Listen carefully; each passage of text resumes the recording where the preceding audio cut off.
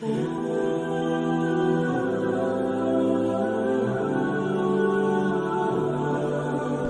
রমজান মাস শুরুর আগেই বিলাসবহুল পণ্য হিসেবে পরিচিত খেজুরের দাম এখন আকাশছোঁয়া। বাজার নিয়ন্ত্রণে সরকার খেজুর আমদানিতে শুল্ক হার কমালেও এর কোনো ইতিবাচক প্রভাব পড়েনি। গত এক মাসে জাতভেদে খেজুরের দাম কেজিতে 200 থেকে 250 টাকা পর্যন্ত বেড়েছে।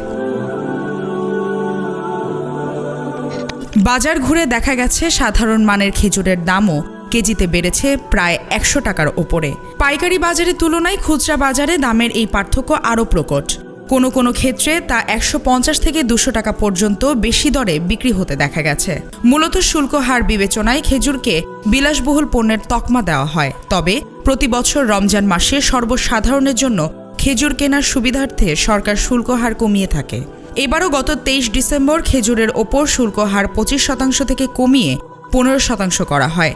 শুল্ক হার কমায় আমদানি বৃদ্ধি ও দাম সহনীয় পর্যায়ে নেমে আসার প্রত্যাশা থাকলেও বাজারে ঠিক তার উল্টোটা দেখা গেছে। রমজানের আগেই দাম হু হু করে বেড়ে যায়। আসন্ন রমজান মাসকে সামনে রেখে এবারও তার ব্যতিক্রম হয়নি।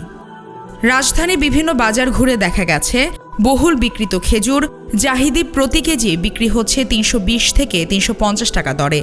এক মাস আগে এই জাতের খেজুর 250 টাকায় বিক্রি হতো। অর্থাৎ মাসের ব্যবধানে কেজিতে জাহিদি খেজুরের দাম বেড়েছে 70 থেকে 100 টাকা পর্যন্ত।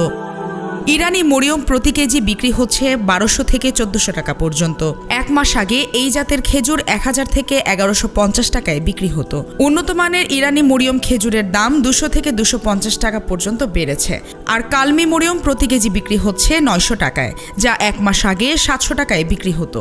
আর শুক্কারি জাতের খেজুরের দামও মাসের ব্যবধানে 200 টাকা পর্যন্ত বেড়ে 800 টাকা হয়েছে।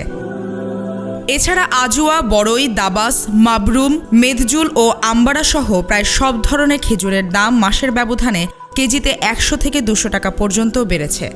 বর্তমানে প্রতি কেজি আজুয়া খেজুর 800 থেকে 950 টাকা, বড়ই 500 থেকে 510 টাকা, দাবাস 550 থেকে 600 টাকা, মাবরুম 900 থেকে 1200 টাকা, মেজরুজ 1200 থেকে 1500 টাকা এবং আম্বারা 850 থেকে 950 টাকায় বিক্রি হচ্ছে।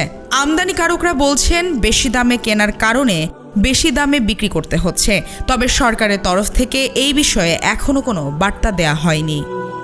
মালিহা চৌধুরী, আয়না টেলিভিশন।